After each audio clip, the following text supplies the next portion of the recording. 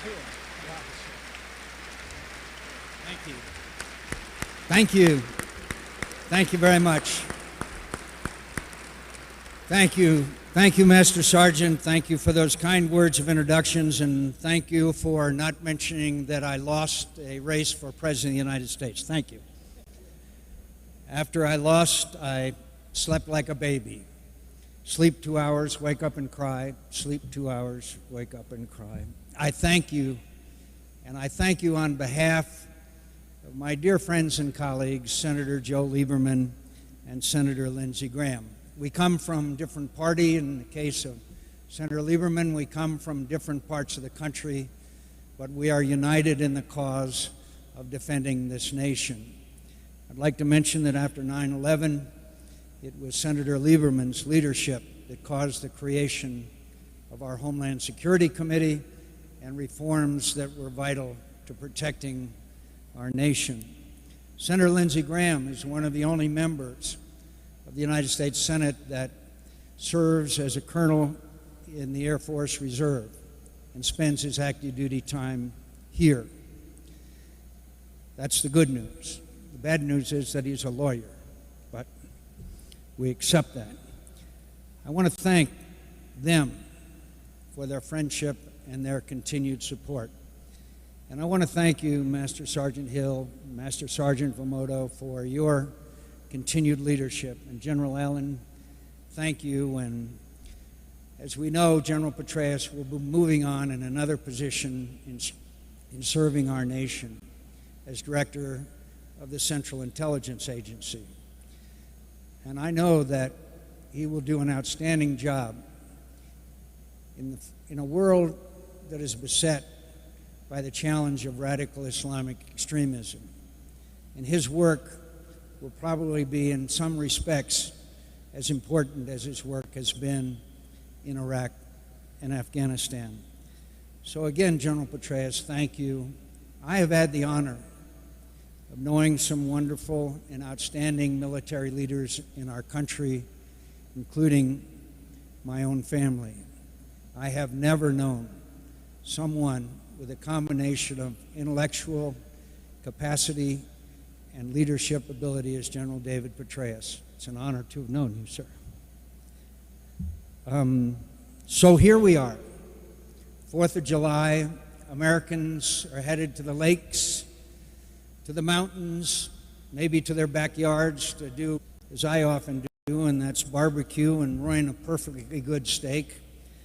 And they are enjoying this 4th of July weekend, far from this zone of conflict and far from the challenges that you are still facing, whether it's 4th of July or Christmas or any other day, because of the unrelenting hatred of the enemy for everything that we believe in and stand for.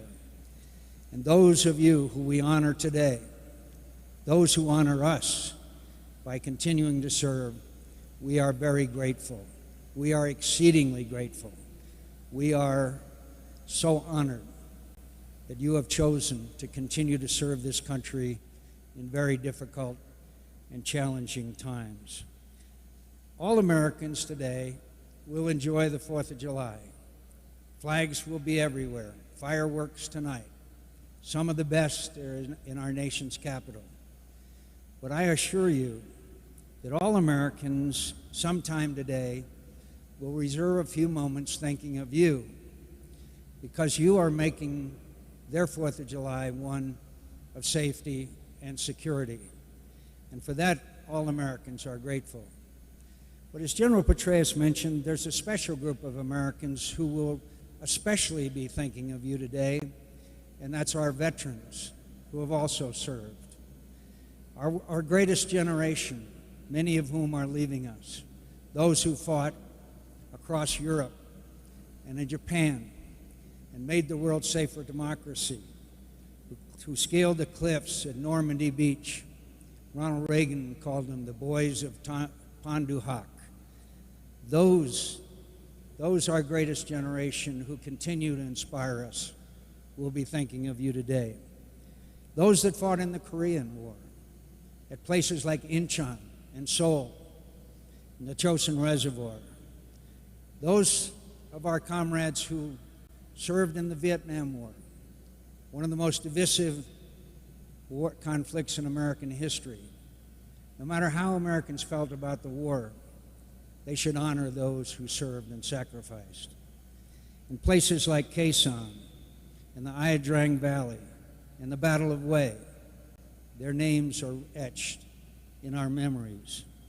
And of course, there was Desert Storm, and Storm Norman Schwarzkopf's tremendous victory that some of you remember so well. And Bosnia and Kosovo, where if it hadn't been for the United States of America, genocide and ethnic cleansing would have taken place and taken the tragic lives of thousands of innocent civilians. And of course, Iraq. In 2007, Senator Graham, Senator Lieberman, and I were honored to be at another reenlistment ceremony. And I would remind you that there were many Americans who believed at that time the war was lost. We didn't believe that because we had confidence in you and we had confidence in General Petraeus and all of those who served with him. Today, Iraq will never return to being a base where we have to fear a dictator like Saddam Hussein, who was dedicated to the proposition of developing weapons of mass destruction to strike at the United States of America. On now, this conflict, going into its 10th year, but really only in its 2nd year of the surge and the strategy that is winning. I don't have to tell you, you are winning this conflict. No matter what you see in the paper or on television, you are winning this conflict. And when I hear some of my friends on the left, I'm sorry to say that, say our troops are exhausted, of course our troops are tired. But they're exuberant in victory. And what you are doing for the Afghan people is remarkable. If we don't succeed, they will be condemned to the Taliban and all the abuses and terrible things be inflicted upon them, where it used to be a Saturday routine to take women and hang them from the goalpost at a soccer stadium in Kabul. Your cause is just. Your cause is for freedom and democracy of the Afghan people.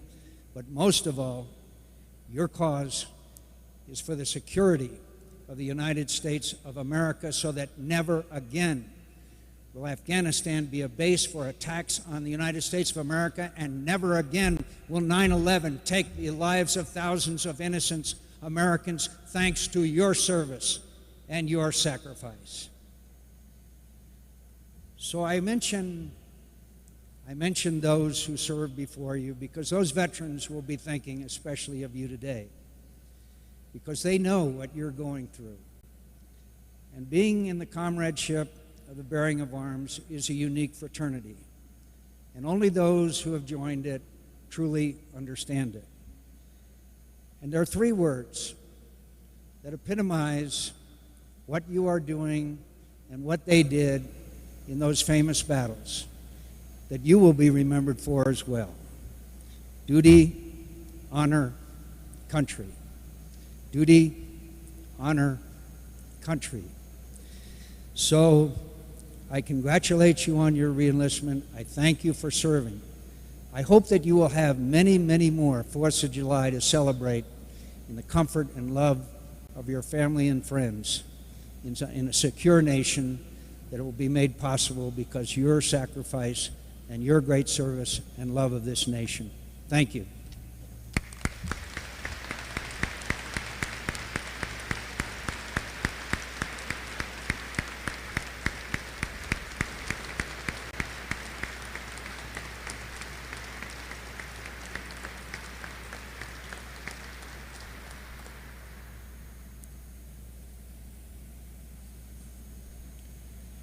On this day in 1776, 13 British colonies in North America declared their independence.